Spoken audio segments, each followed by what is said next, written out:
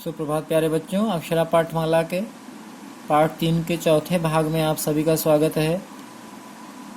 लाल बहादुर शास्त्री जी के व्यक्तित्व को हम जान रहे हैं, उनकी सादगी को समझ रहे हैं, उनके आचरण को समझने का प्रयास कर रहे हैं। आइए इसी में अगला प्रसंग देखते हैं उनके जीवन का, जिसका शीर्षक है फूल की सार्थकता। भारत के प्रथम प्रधानमंत्री पंडित नेहरू शास्त्री जी के सादे जीवन से अत्यधिक प्रभावित थे। वे समय समय पर उनसे हास परिहास अर्थात मजाक, हंसी मजाक जिसे आप कहते हैं। एक दिन बातों ही बातों में नेहरू जी ने शास्त्री जी की सादगी देखकर उन्हें जंगल का फूल कह दिया। शास्त्री जी को नेहरू जी ने क्या कहा? जंगल का फूल। यह कथन पंडित जी को भारी पड़ा, उन्हें बुरा लगा। शास्त्री जी ने कहा, जंगल का फूल बगीचे के फूल से अच्छा है। यहाँ 100 हाथ उसको तोड़ने के लिए लपकते हैं, जबकि जंगल का फूल स्वाभिमान को बनाए रखता है, अतः बगीचे के फूल से ज्यादा अच्छा है। पंडित जी ने फिर कहा, देवता की पूजा तो बगीचों के फूलों से ही होती है। शास्त्री जी ने कहा, देवता क्यों श्रेष्ठ है? क्या तुच्छ प्राणी पर फूल नहीं चढ़ते?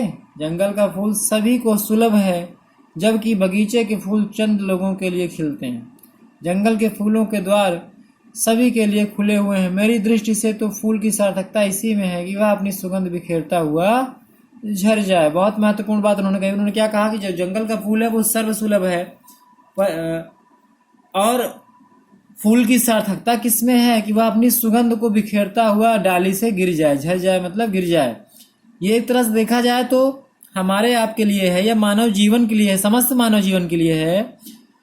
हम सभी क्या हैं? फूल हैं। और हमारी आपकी सार्थकता किसमें है कि अपनी सुगंध को, अपने अच्छे कर्मों की सुगंध, जिस प्रकार से फूल की सुगंध से लोग उसकी ओर आकर्षित होते हैं, उसी प्रकार से मनुष्य के अच्छे कार्यों की वजह से लोग उसकी ओर आकर्षित होते हैं। अगर आपके अंदर संस्कार है, सदाचरण है, विनम्रता है, आप अच्छे कार्य करते हैं, तो निश्चित ही व्यक्ति आपकी ओर आकर्षित होंगे, आपसे मिलना चाहेंगे, आपसे संपर्क रखना चाहेंगे। क्योंकि आज के समय में अच्छे लोगों का मिलना बड़ा मुश्किल है। ऐसे लोग जो अच्छे आचरण वाले हों, जिनका व्यक्तित्व अच्छा हो, जो संस्कारी हो, ऐसे लोगों का मिलना बहुत मुश्किल है। तो उन्होंने यहाँ पे बहुत महत्वपूर्ण बात कही कि फूल की सार्थकता इसी में है कि वह अपनी सुगंध बिखेरता हुआ झड़ जाए, अपनी डाली से गिर जाए। वैसे ही हमारा आपका जीवन है। पूरे जीवन हम ऐसे कार्य करें, ऐसे महान कार्य करें, ऐसे अच्छे कार्य करें, नीतिगत कार्य करें, जिनकी सुगंध से चारों ओर हमारी यश या कीर्ति फैले, और यही हमारे जीवन की सार्थकता है। आगे देखें। शास्त्री जी के इस उत्तर से पंडित जी गदगद हो गए और उनमें आम जनता की भलाई की तस्वीर देखने लगे। मतलब उनके इस उत्तर से वो समझ गए कि लाल बहादुर शास्त्री बहुत ही समर्पित व्यक्ति हैं, जो जनता की सेवा बहुत अच्छे से कर सकते हैं। अंत में हुआ भी ऐसा ही। पंडित जी के बाद भारत के शासन की बागडोर उन्होंने जिस कुशलता से संभाली वह सर्वविदित है। सबको पता है कि दूसरे प्रधानमंत्री के रूप में शास्त्री जी ने बहुत अच्छे से पूरी व्यवस्था को संभाला। उनका जैसा व्यक्तित्व आज दुर्लभ है। इस संदर्भ में भावात्मक एकता के प्रतीक अब्दुल रहीम खाना का यह दोहा बरबस स्मरण हो आता है। रहीमन अब वृक्ष कहाँ जिनकी छाह गंभीर, बागन बिच बिच देखिए कुटज सेउड़ करीर। रहीमदास जी कहते हैं कि अब वे वृक्ष कहाँ है जिनकी छाया बहुत गंभीर हुआ करती थी। ये देखिए, अप्रत्यक्ष रूप से मनुष्य के लिए कहा गया है। बागन बीच बीच, देखिए बागों में बीच बीच में क्या दिखाई पड़ते हैं? कुटज सेउड़ करीर। कुटज सेउड़ करीर क्या है? कांटेदार हैं और कम छायादार वाले पेड़ हैं। तो रहीमदास जी कहते हैं कि अब वे वृक्ष नहीं दिखाई पड़ते जो बहुत अत्यधिक छायादार होते हैं। अब केवल वही वृक्ष दिखाई पड़ते हैं जिनमें केवल और केवल कांटे होते हैं, या जो बहुत कम छायादार होते हैं। अप्रत्यक्ष रूप से कहें तो ऐसे लोग, शास्त्री जी के समान लोग बहुत कम दिखाई पड़ते हैं, जो बहुत परोपकारी हो, जिनका जीवन बहुत सादा हो, जो केवल और केवल जनता की सुख सुविधाओं का ध्यान रखते हैं, अपनी सुख सुविधाओं का नहीं।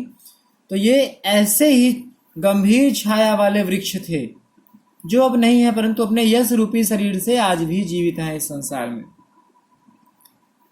इस प्रकार से ये पाठ पूरा हो गया।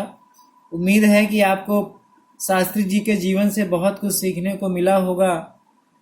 इनके बचपन का भी एक रोचक प्रसंग है कि जब बाल्यकाल में ये विद्यालय में पढ़ते थे तो इनके पास किताब नहीं थी, और जब मास्टर जी ने कहा कि किताब, तो इन्होंने कहा कि मैं कल अपनी किताब दिखाऊंगा, और उसके बाद वो स्कूल में बैठे बैठे एक दूसरे बच्चे की किताब लेते हैं, उस किताब को अपनी कॉपी पे पूरा लिख डालते हैं। जब अगले दिन मास्टर जी आते हैं किताब मांगते हैं तो वो उस कॉपी को मास्टर जी के हाथ में रख देते हैं।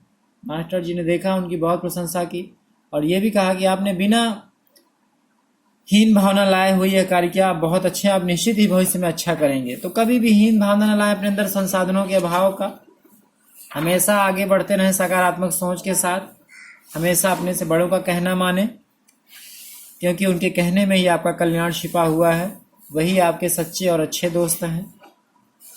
हमेशा अपने घर परिवार के साथ रहें, माता पिता का कहना माने, अच्छे दोस्त बनाएं, अच्छे साहित्य पढ़ें, मोबाइल पे अच्छे वीडियो देखें, संस्कारी बने, सदाचारी बने, ताकि जो आपकी यश, आपकी जो सुगंध है, अच्छे संस्कारों की सुगंध है, वह चारों ओर फैले और सभी व्यक्ति आपसे आकर्षित हों, सभी व्यक्ति आपसे मिलना चाहें, सभी व्यक्ति आपसे जुड़ना चाहें।